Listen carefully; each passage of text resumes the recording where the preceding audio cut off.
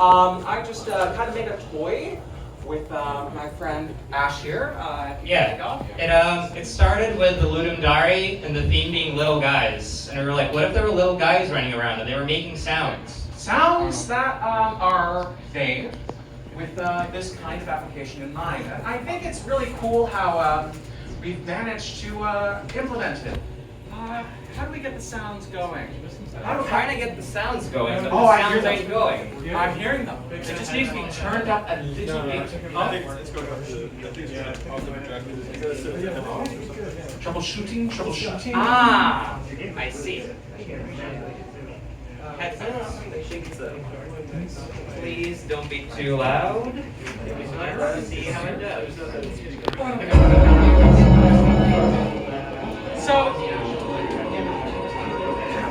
So within this, the constraints of the Ludum Dare format, you usually work on this over the course of like 2 days, 3 days, that kind of thing. Everybody knows that.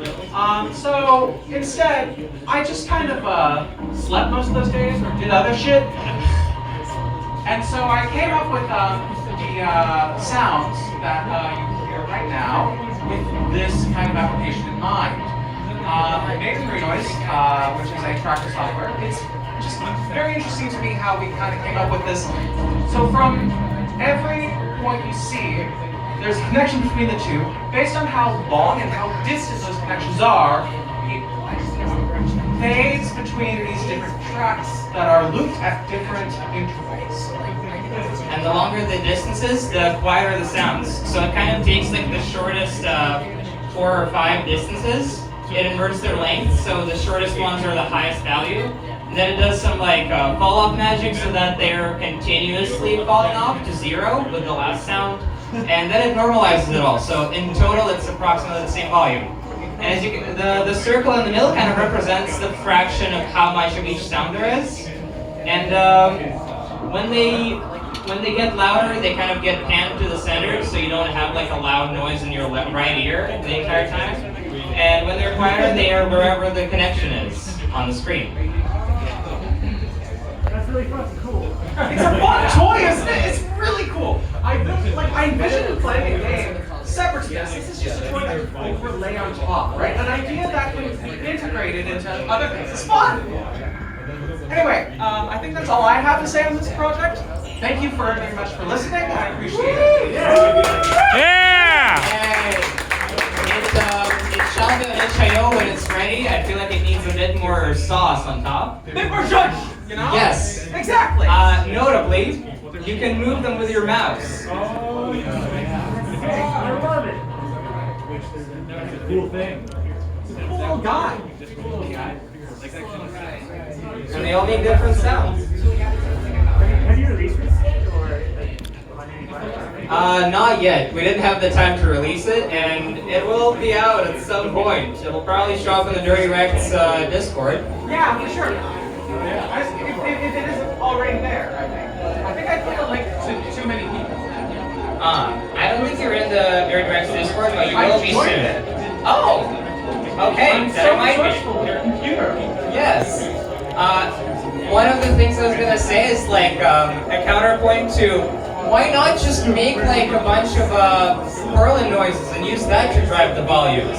And the answer is different nodes have different connections. So one node being like a triplet of nodes being close to each other results in a different triplet of sounds that a different triplet would be. And when 2 nodes decide to fly in the same direction, then it's kind of a long, continuous amount of the same sound over time. And when they decide to like fly past each other, that sound briefly dominates everything and then fades back out.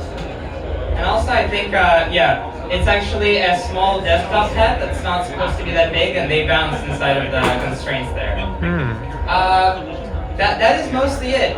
It is deliberately very slow in how it changes, and it's best enjoyed on low amount of sleep late at night as background noises when you're starting to go a little bit weird and you're seeing spots in your peripheral vision slowly moving. Very sleep deprivation music in some regards, but also kind of nice. I'm a big fan so far. And also, yes, question. Yeah, have you thought about using or integrating it into engines. And like as a tool, for producers and for Integrating it into like a DAW? you know, into DAW, like making a plugin of it, and also of integrating it into like making a plugin for game engines as well. I would say that I'm stupid and I'm not as committed to this idea as you would expect me to be. It's so far 3 days old and I program really fast in Godot and I don't think I'm ready to tackle VST programming as my first thing to do. However, do you have anything counter to say to that? I'm going to make my first program in VST. Yay! Fuck yeah! Okay, yes, so I think implementing it into a game engine or a DAW would actually be, you'd have to kind of refactor things and make it into less of a desktop joint, more of a actual dedicated, you'd have to have like a dialogue for setting up all the sounds, injecting all the sounds into these circles for it to spin around like a laundry machine. And I personally will, I'm actually considering how to do that right now. Like that's a very fantastic idea because this could be applied for other people who make video games. Or not me, you, everyone. It'd be awesome. I think it'd be splendid. Questions? Questions? Yeah. Really easy thing. I agree with all the make it a thing for other things, but even adding a feature in here where you can import your own samples and loops would be a big win. Yeah. Really low barrier thing to increase the functionality of it. What if I steal this project from you, Ash? Please do. Just take over. Get my little Yes, nails. another question. Video games, but like as soon as I saw this, we were doing like Internet music and Ableton Just something to really spatialize the samples. Yeah, exactly. It's like there's this really missing link between DAWs and being able to very automatically have just something that you can plug sounds into and it's automated. There's all this movement between the forces fighting for your attention, and with some really clever skill towards making each track that you loop in this system, it would be really useful. I spent a lot of time in like tinkering around each sound that I made and cleaning them and stuff to make sure that they could work together, but in a very discordant way. As you can hear, it's very like who let an experimental musician into the room? But yeah, I agree. It'd be a fantastic DAW feature, functionality. I'm also thinking of it from like a technical sound design perspective. I do a lot of, and I feel like you could probably tie a lot of the parameters, like the distance between nodes in this case. And also just like XY values to like panic, like how much reverb there is, you know.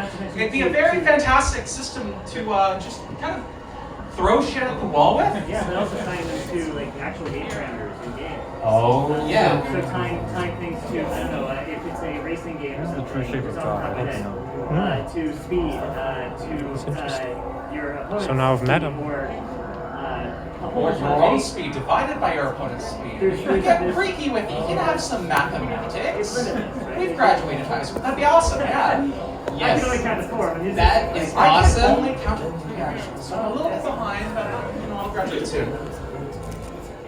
About that, we've been talking. Yes, it would be awesome to have different sounds correspond to different parameters or conditions in the game. Another thing is about integrating into a game engine. It isn't Godot. This could be a part of a different game that is just not seen or seen. What if they're islands? What if the sounds are the bridges that are active right now? I don't know. That's just something stupid. No, it's actually pretty genius. I could walk there. You can walk there. It sounds like you can walk there. Thank you very much. Once again, Ideas will be had and chewed on, and they're greatly appreciated. Yes, thank you. Yay! We want more digital amusements. Oh no. My laptop. It's so scary. I think we have more things to see, yeah?